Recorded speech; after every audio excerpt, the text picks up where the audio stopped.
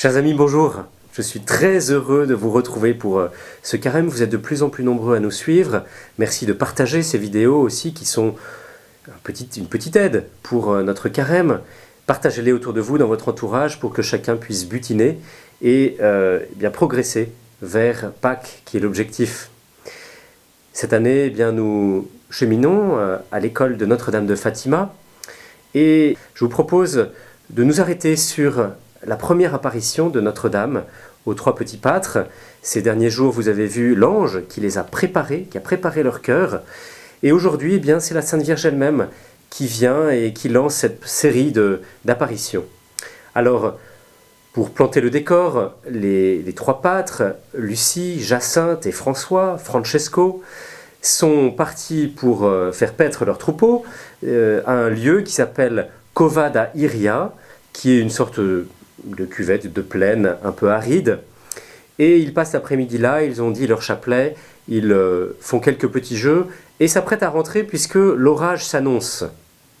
Chemin faisant, ils arrivent à côté d'un petit arbrisseau, dit le cantique, mais c'est plutôt un petit chêne, 1 mètre 50, pas très grand. Et là, tout d'un coup, une grande lumière et une dame lumineuse qui vient se mettre sur le sommet de ce petit arbre. S'engage ensuite un dialogue entre Lucie, qui prend la parole, et la Sainte Vierge, la Dame, qui leur apparaît. À côté, Francesco, lui, voit la Vierge, mais n'entend rien, tandis que Jacinthe, elle voit, elle entend, mais est un peu en retrait. Alors, dans un premier temps, je vais vous lire ce dialogue entre Lucie et la Sainte Vierge, et puis nous pourrons en tirer quelques petites indications, conseils pour notre vie spirituelle. Alors Notre-Dame nous dit « N'ayez pas peur, je ne vous ferai pas de mal. »« D'où vient votre grâce ?» lui demandai-je. « Je suis du ciel. »« Et que veut de moi votre grâce ?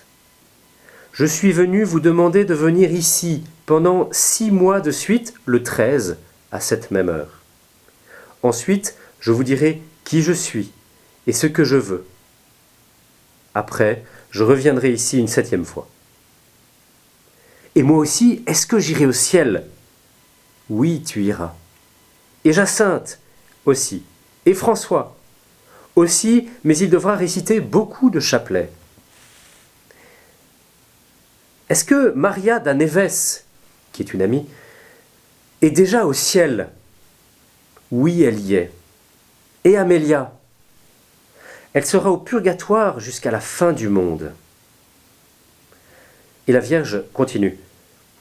Voulez-vous vous offrir à Dieu pour supporter toutes les souffrances qu'il voudra vous envoyer en acte de réparation pour les péchés par lesquels il est offensé et de supplication pour la conversion des pécheurs ? Oui, nous le voulons. Vous aurez alors beaucoup à souffrir, mais la grâce de Dieu sera votre réconfort. Notre-Dame leur montre une grande lumière qui vient, elle ouvre les mains et une grande lumière vient envahir leur cœur, qui est la lumière même de Dieu. Ils se voient plus clairs que dans un miroir, dit sœur Lucie. Et ils font cette prière, ils se sentent comme poussés à la réciter. Ô très sainte Trinité, je vous adore. Mon Dieu, je vous aime dans le très saint sacrement.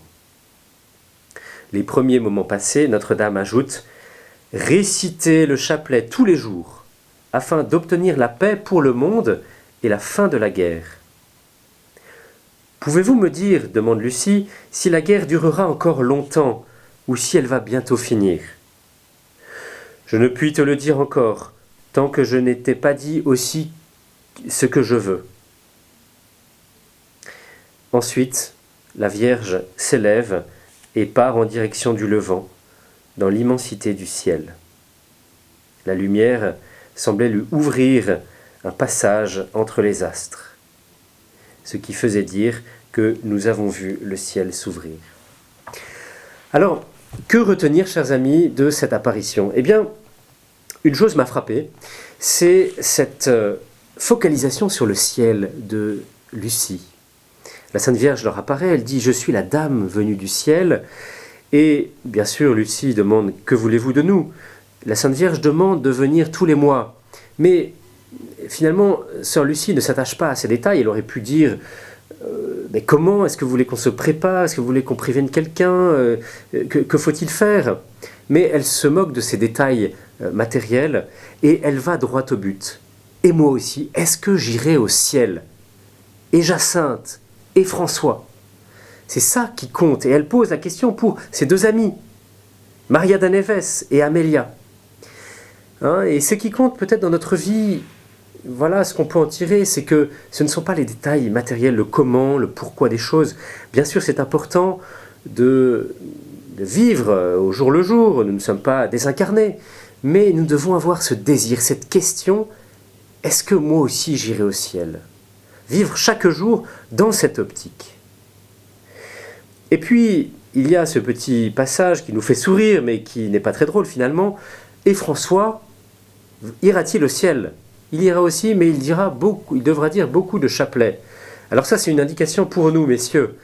Nous devons nous accrocher, puisque les femmes ont un esprit plus spirituel, elles sont plus assidues à la prière. Eh bien, nous devons nous accrocher à notre chapelet. Il y a aussi cet avertissement avec Amélia, dont la Sainte Vierge dit qu'elle sera au purgatoire jusqu'à la fin du monde. Ne soyons pas des chrétiens de demi-mesure, en nous disant, finalement, si j'accroche un strapontin au purgatoire, ce sera bien. Ce sera peut-être un peu difficile, mais finalement, j'aurai mon ticket pour le ciel. Eh bien non, nous sommes appelés à cette radicalité, à nous dire que nous sommes faits immédiatement pour le ciel. Et voilà cet avertissement qu'elle sera au purgatoire jusqu'à la fin du monde, cette jeune fille entre 18 et 20 ans, eh bien, ne doit pas nous faire peur, mais doit nous faire dire, nous faire vouloir, nous faire retrouver un désir du ciel. Et puis, il y a cette demande de la Sainte Vierge du chapelet quotidien. Chapelet quotidien pour nos péchés, pour consoler le cœur de la Vierge et du Seigneur, et puis pour demander la paix, que la paix vienne dans les cœurs et dans le monde, la fin de la guerre. Et nous voyons aujourd'hui beaucoup de causes, beaucoup d'éléments, d'événements qui requièrent notre prière, la prière du chapelet. Alors voilà, chers amis, ces trois peut-être résolutions que je vous propose. D'abord, eh bien, de faire notre examen de conscience tous les soirs. Est-ce que j'ai vécu aujourd'hui dans la visée du ciel, dans l'optique d'aller au ciel? Et puis, est-ce que j'ai le désir de réciter mon chapelet chaque jour? Alors, chapelet, vous en voyez un derrière moi, le chapelet classique, phosphorescent la nuit. Ça peut être voilà, ce chapelet qui est un peu exagéré, mais qui nous montre que c'est comme une ligne de vie, une ligne de sécurité avec laquelle la Sainte Vierge nous pêche directement pour le paradis. Chapelet qu'on peut se mettre au poignet, chapelet qu'on dit un peu le matin, un peu le soir, mais chapelet qu'on dit fidèlement. Voilà, et puis ce désir, je l'ai dit, d'aller au ciel, accompagné par le refus d'une vie médiocre et de se dire que le purgatoire fera bien l'affaire. Chers amis, voilà, un grand merci.